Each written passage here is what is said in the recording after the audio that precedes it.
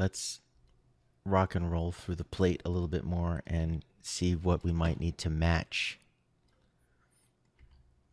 I noticed when we first looked at the plate that the cameraman drifted a little bit out of focus during certain parts, like right here.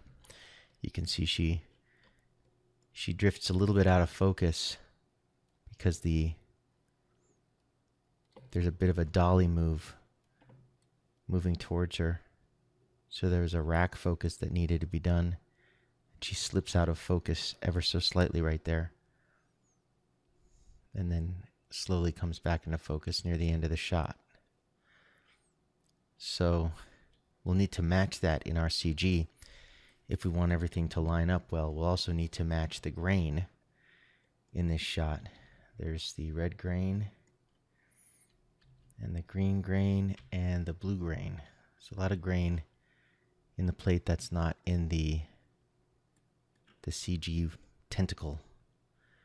So let's start with the defocus, and then we'll get that grain in there also. So this defocus is mild enough that I don't think we need to go with a full defocus node. We can probably just go with a regular blur node. And I'll drop the blur node here right after the match move. So I'm hitting B for blur. And I'm only going to blur the red, green, blue, and alpha RGBA. So let's see, where does this really get out of focus? It seems to be okay here. Let's double check just to make sure that the overall focus is about right. I mean, it feels a little bit sharp. I'm going to go 1:1 on the CG here. And the CG feels like it might already be a little too sharp compared to the plate, because the sharpest thing in the plate is not as sharp as the CG. So even the base amount of blur on the CG could be a little bit higher, maybe as much as even 1 pixel here. So we'll start with that as our basic amount of blur. And let's go to the head of the shot. Yeah, actually, even a little bit more. About 1.2 pixels, let's say. And we'll rock through the shot here. And we'll see when it starts to drift out of focus, we'll create a keyframe.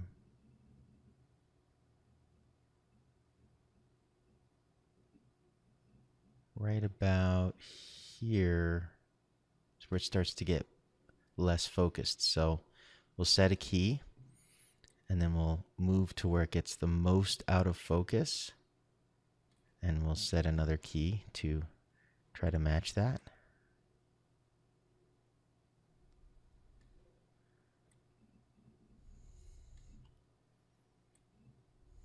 Gets a little bit more out of focus even there.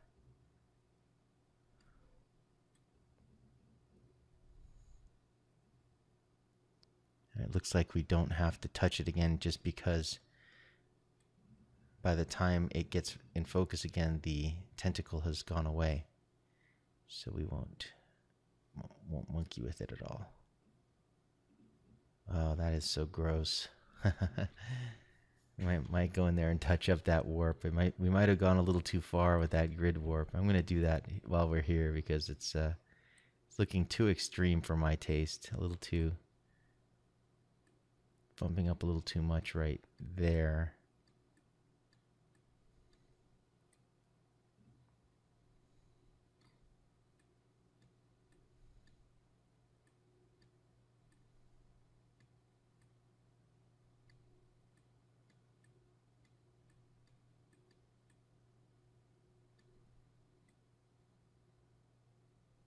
There we go.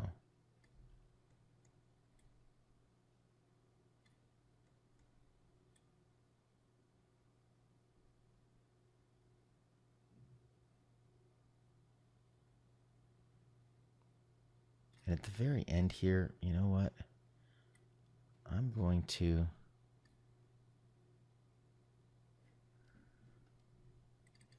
create another key for that here. And that key where it's already closed up, I'm going to warp it just a little so that we can see it settle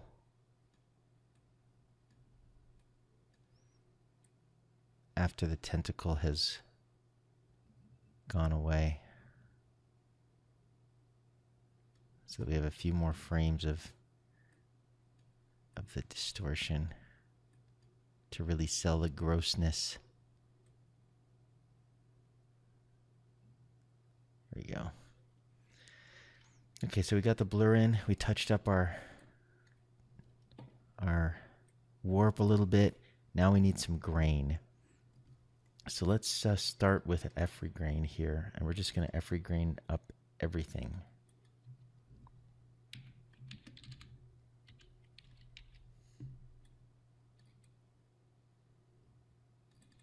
And we need to pick our grain, and we'll pick that from this original plate.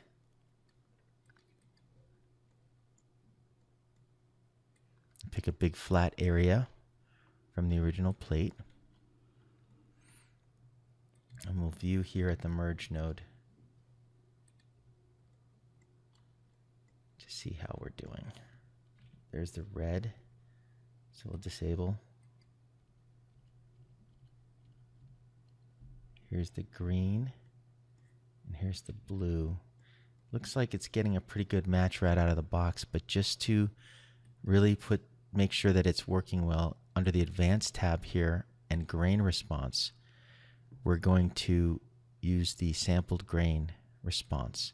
And what this will do is it'll go through and probe the grain in the highlights, the midtones, and the shadows, and then match that grain response on this.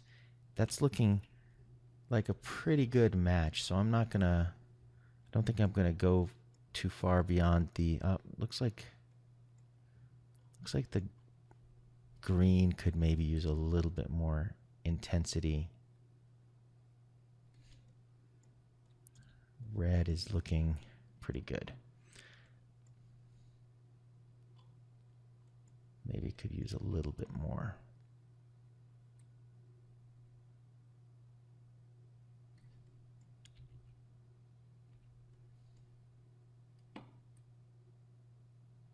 Yep. There we go. So we've put the final defocus touches on there. Final grain touches. I'm going to do a flip book here, and then we can look at this together. So I'm going to just put it to half res. This won't be the best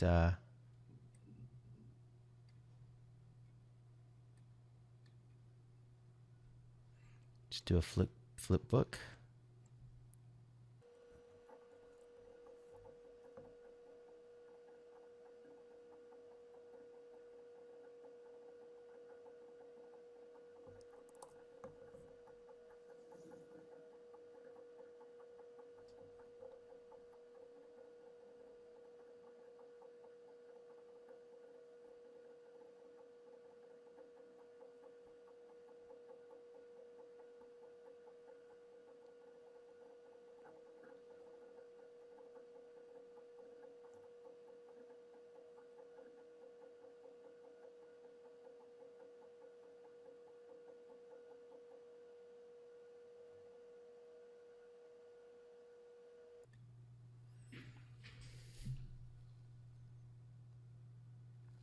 There we go. That's looking pretty good. So your homework or your assignment is to replicate this exercise. Maybe you can do a little bit better on the warp timing of the eye than I did. Mine's a little bit weird there. It's pretty good, but I'd still tune it a little bit more. Great. Can't wait to see what you come up with.